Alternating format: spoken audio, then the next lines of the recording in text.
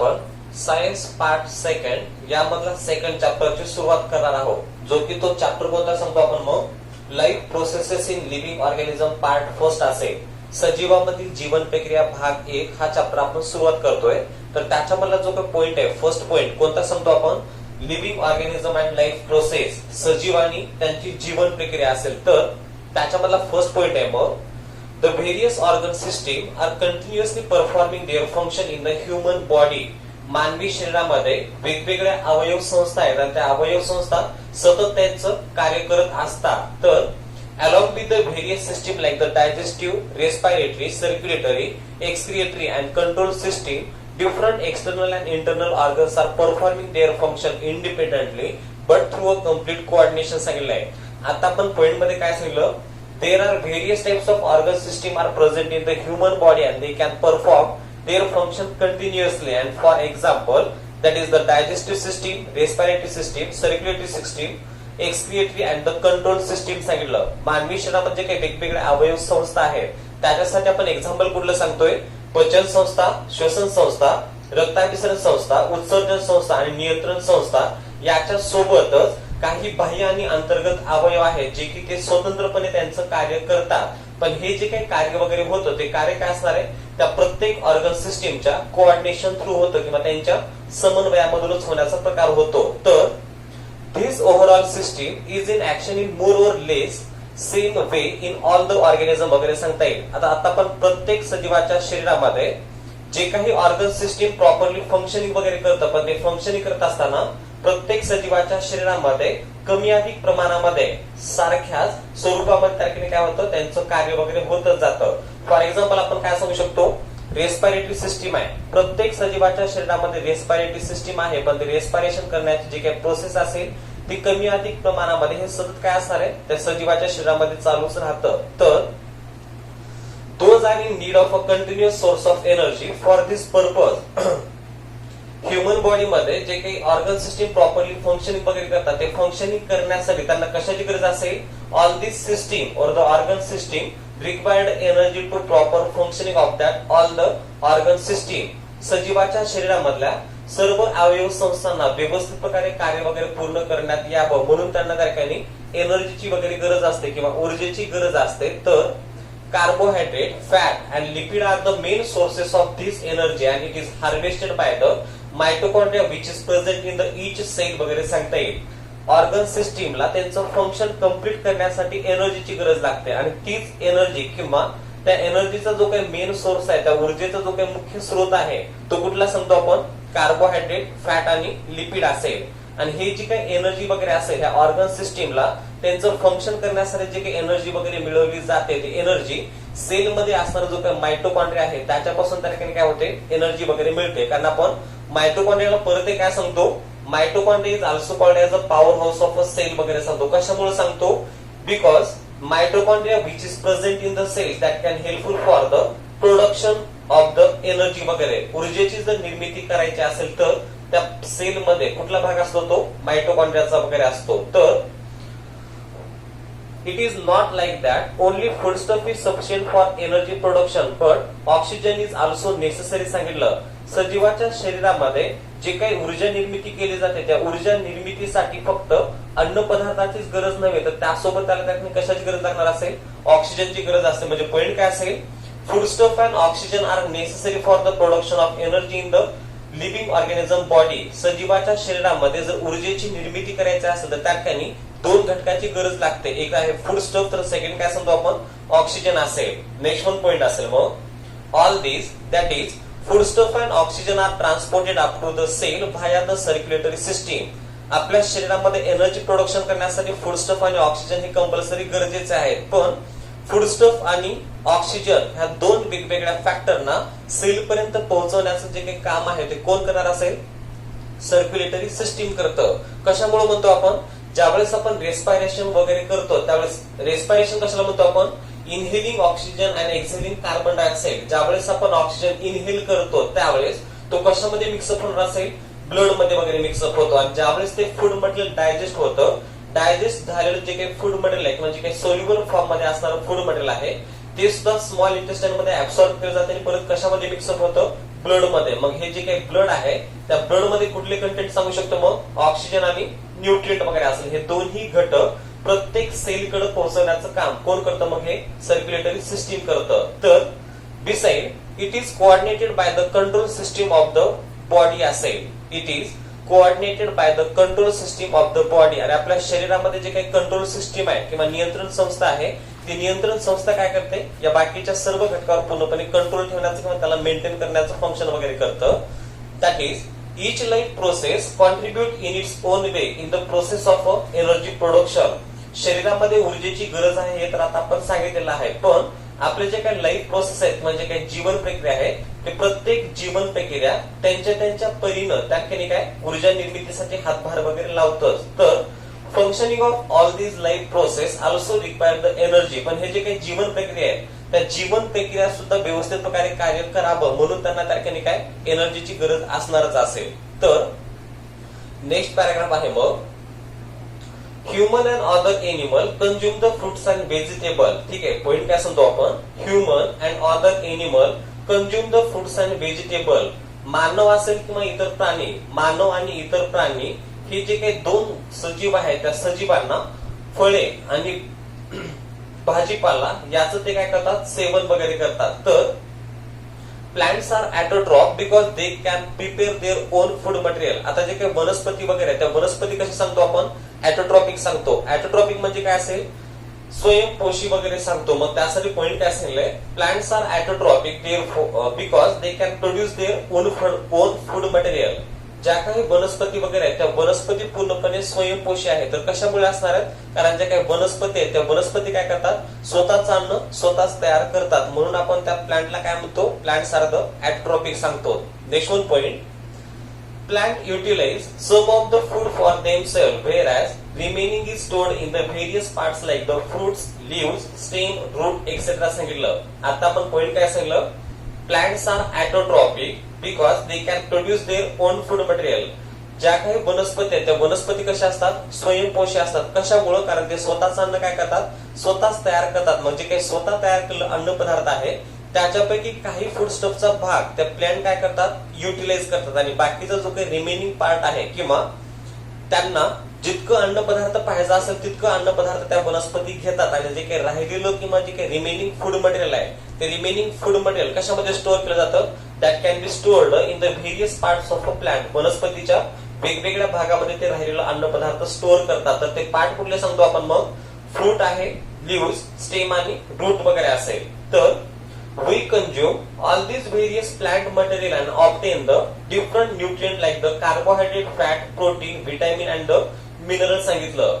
Plant मध्ये जे काही रिमेनिंग फूड मटेरियल आहे वनस्पतीमध्ये जे काही शिल्लक राहिलेला अन्न पदार्थ आहे ते वनस्पती काय करतात फ्रूट लीव्स स्टेम आणि रूट याच्यामध्ये स्टोअर करतात. आणि हे जे काही पार्ट्स ऑफ प्लांट आहेत याच आपण कंझम्पशन करतो आणि कंझम्पशन केल्यानंतर याच्यापासून आपल्याला काय वेगवेगळे न्यूट्रिएंट्स भेटतात. मग ते न्यूट्रिएंट्स कुठले सांगतो आपण कार्बोहायड्रेट, प्रोटीन, फॅट, व्हिटॅमिन आणि मिनरल्स वगैरे आहेत. तर नेक्स्ट क्वेश्चन विचारले आपल्या ठिकाणी मग which food material do we consume to obtain these nutrients सांगितलं. आता जे काही आपण न्यूट्रिएंट सांगितलं न्यूट्रिएंट कुठले सांगितलं आपण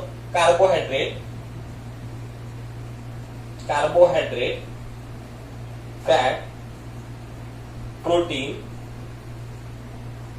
विटॅमिन, मिनरल.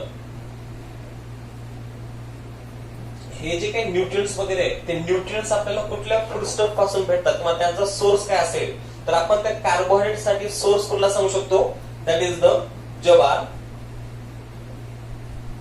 व्हीट, राईस वगैरे असेल. नेक्स्ट वन फॅट आहे ते फॅट मिळवण्यासाठी आपल्याला कुठलं फूड मटेरियल कंझम्पशन केलं पाहिजे त्या ठिकाणी फॅट न्यूट्रिएंट आहे ते न्यूट्रिएंट मिळवण्यासाठी आपल्याला oil, ghee and butter, oil, ghee and butter.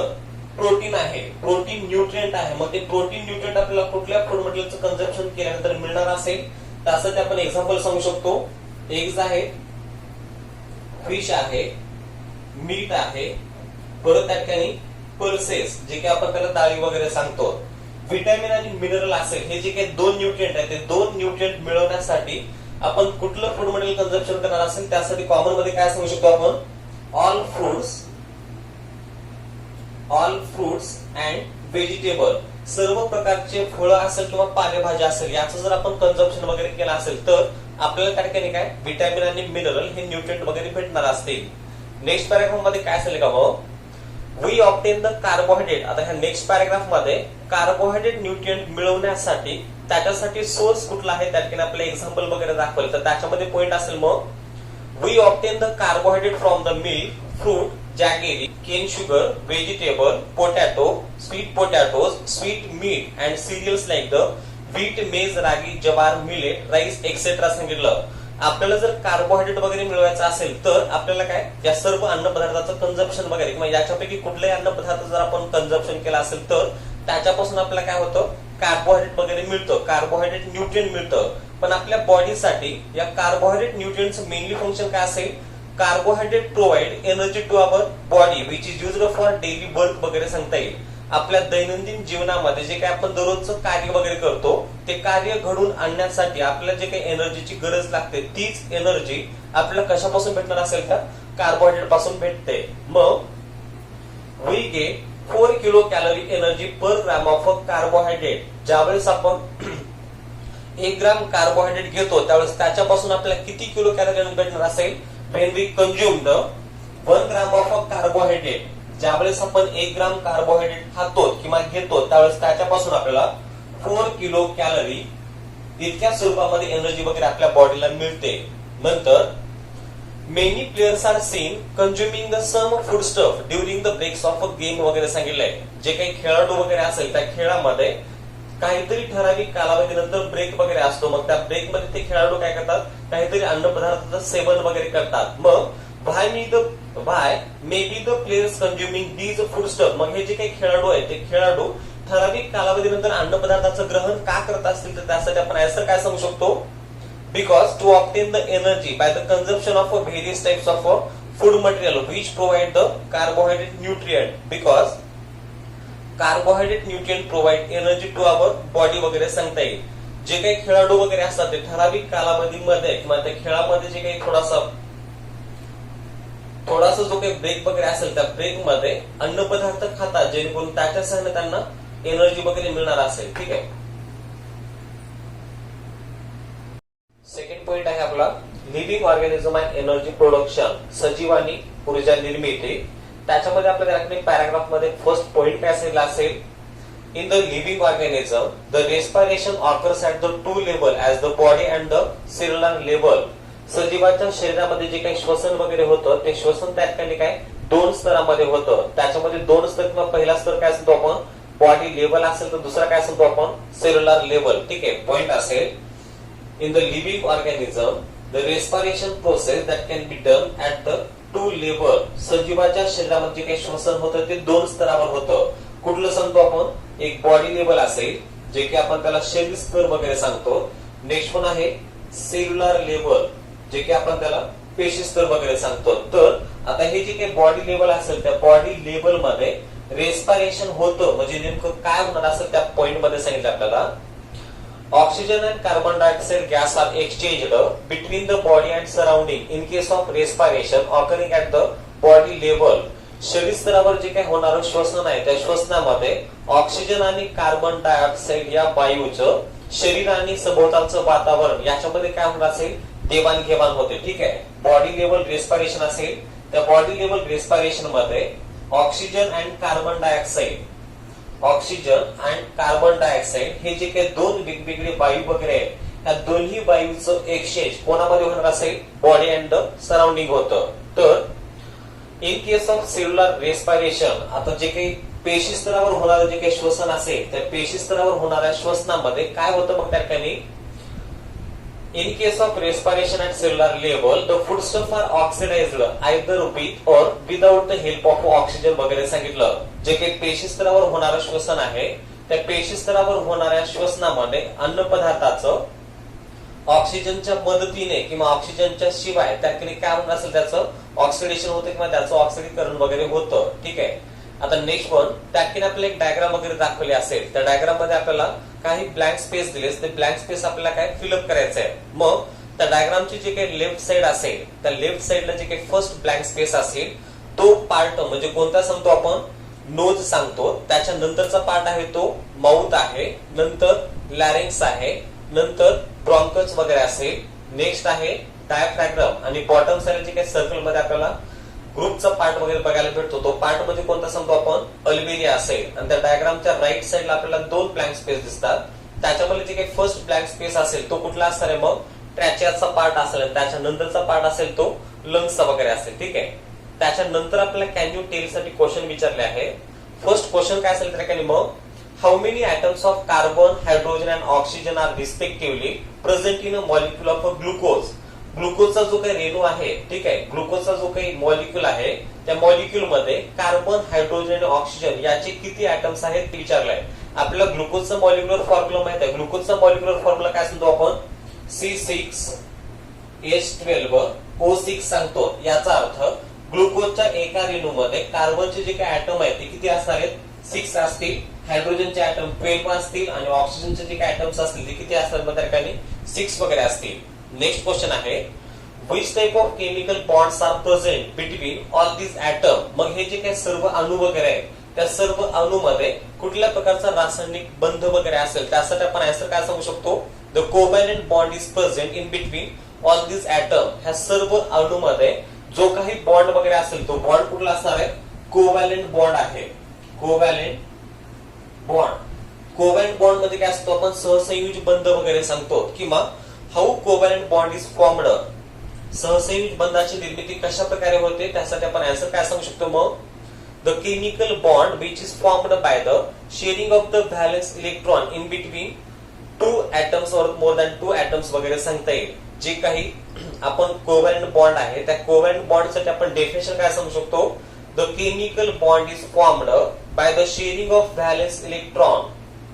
Covalent bond is formed और the chemical bond is formed by the sharing of valence electron. ज्यावेळेस दोन अणूमध्ये संयोजक इलेक्ट्रॉनचं त्या ठिकाणी शेअरिंग वगैरे होतं त्यावेळेस त्या ठिकाणी फॉर्मेशन काय होणार असेल, मग जो काही केमिकल बॉन्ड तयार होतो त्याच केमिकल बॉन्डला काय म्हणतो आपण, कोव्हॅलेंट बॉन्ड सांगतो. थर्ड क्वेश्चन आहे, in terms of chemistry what happens actually when a molecule is oxidised सांगितलंय. रसायनशास्त्रामध्ये एखाद्या रेणूचं ऑक्सिडायझेशन होतं म्हणजे नेमकं काय होत असेल त्याकडे आपण आन्सर काय सांगू शकतो, द लॉस ऑफ इलेक्ट्रॉन और गेन ऑफ ऑक्सिजन ऍटम वगैरे सांगतो. केमिस्ट्रीमध्ये ऑक्सिडेशन होतं म्हणजे काय होतं, लॉस ऑफ इलेक्ट्रॉन होतं किंवा त्या ठिकाणी गेन ऑफ ऑक्सिजन ऍटम वगैरे होतं. त्याच्यानंतर नेक्स्ट पॅराग्राफ आहे. तो पॅराग्राफ मध्ये पॉइंट काय सांगतो आपण, carbohydrate of the food that we consume every day are mainly utilized for production of energy which is required for the daily need वगैरे सांगितलं. आपण जे काही अन्न पदार्थ वगैरे खातो त्या अन्न पदार्थांमधून ज्यावेळेस आपल्याला कार्बोहायड्रेट हा नावाचा पोषक घटक मिळतो त्यावेळेस त्या कार्बोहायड्रेट पासून आपल्या बॉडीला काय भेटणार असेल, मग एनर्जी वगैरे भेटते. Next, this energy is obtained in the form of ATP. आता आपण पॉइंट किंवा याच्या अगोदरच्या पॉइंट मध्ये सांगितलं होतं, न्यूट्रिएंट सांगितलं होतं, त्याचे सोर्स सांगितलं होतं, त्या ठिकाणी आपण त्याचं फंक्शन सुद्धा सांगितलं होतं. कार्बोहायड्रेट हा न्यूट्रिएंट आहे. कार्बोहायड्रेटचा जो काही सोर्स आहे तो कुठला असेल, आपण त्या ठिकाणी व्हीट, राईस, बाजरा, ज्वार सांगितलं होतं किंवा जॅगेरी वगैरे असेल किंवा शुगर केन असेल, हे त्याचे मेन सोर्स आहेत. पण कार्बोहायड्रेटचं मेन फंक्शन काय सांगतो, when we consume the jowar, wheat, rice, bajra, sugar cane और the jaggery, from this food stuff we get the carbohydrate nutrient and the main function of carbohydrate is that to provide the energy to our body. ज्यावेळेस आपण ते कार्बोदकाचं किंवा कार्बोहायड्रेटचं consumption करतो त्यावेळेस आपल्या बॉडीला काय भेटतं, एनर्जी वगैरे भेटतं. जर आपण 1 ग्राम कार्बोहायड्रेटचं जर कन्झम्पशन वगैरे केलं असेल तर त्याच्यापासून आपल्याला काय 4 किलो कॅलरी इतक्या प्रमाणामध्ये एनर्जी वगैरे भेटते. मग पॉइंट काय सांगितलंय, carbohydrate provide energy to our body and this energy is obtained in the form of ATP वगैरे सांगितलं. जे काही कार्बोदके वगैरे असेल ते आपल्या शरीराला एनर्जी वगैरे प्रोव्हाइड करतं, पण ते जी काही एनर्जी प्रोव्हाइड केली जाते ती एनर्जी कुठल्या फॉर्म मध्ये सांगतो, that energy can be stored in the form of ATP असेल. एटीपी जे काही आपण त्याला ऍडेनोसाइन ट्रायफॉस्फेट सांगतो. तर for this purpose a glucose, a type of a carbohydrate is oxidized step by step in the cell वगैरे सांगितलं. ग्लुकोज हा जो काही कार्बोदकाचा प्रकार आहे, ठीक आहे, glucose is a type of a carbohydrate सांगतोय आपण. जे काही ग्लुकोज असेल ते ग्लुकोज एक कार्बोदकाचा प्रकार आहे आणि त्या पेशीमध्ये त्या ग्लुकोजचं काय होतं, स्टेप बाय स्टेप ऑक्सिडेशन होतं. आता आपण ऑक्सिडेशन कशाला म्हणून सांगितलं होतं ठिकाणी, लॉस ऑफ इलेक्ट्रॉन और गेन ऑफ ऑक्सिजन ऍटम वगैरे सांगितलं होतं. एकतरी इलेक्ट्रॉनचा लॉस होतो किंवा त्या ठिकाणी ऑक्सिजन ऍटमचं काय होतं, ऍडिशन वगैरे होतं, यालाच आपण ऑक्सिडेशन म्हणतो. मग या ठिकाणी पॉइंट काय सांगितलं आपण, glucose is a type of a carbohydrate which is oxidized step by step in the sale.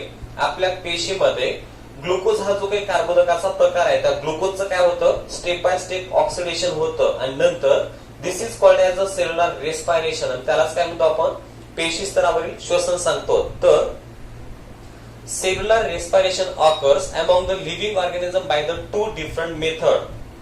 सजीवाच्या शरीरामध्ये जे काही पेशी स्तरावर होणारं श्वसन आहे ते पेशी स्तरावर होणारं श्वसन काय होतं, दोन पद्धतीने होतं. ते कुठले सांगतो आपण त्या ठिकाणी, these two methods are aerobic respiration and second method is the anaerobic respiration असेल. ठीक आहे, सेल्युलर रेस्पिरेशन आहे ते सेल्युलर रेस्पिरेशन दोन मेथड न होतं. कुठलं सांगतो आपण, एरोबिक रेस्पिरेशन, तर सेकंड काय सांगतो, anaerobic respiration. एरोबिक रेस्पिरेशन म्हणजे काय असेल, in the presence of oxygen असेल आणि अनारोबिक रेस्पिरेशन म्हणजे काय असेल, in the absence of oxygen वगैरे असेल. नेक्स्ट लास्ट वन पॉइंट आहे, in aerobic respiration glucose is oxidised in the 3 step सांगितलं. जे काही एरोबिक रेस्पिरेशन आहे त्या एरोबिक रेस्पिरेशन मध्ये ग्लुकोजचं 3 स्टेप मध्ये त्याचं ऑक्सिडेशन वगैरे होतं. याच्याबद्दल आपण नेक्स्ट व्हिडिओ मध्ये पाहणार आहोत.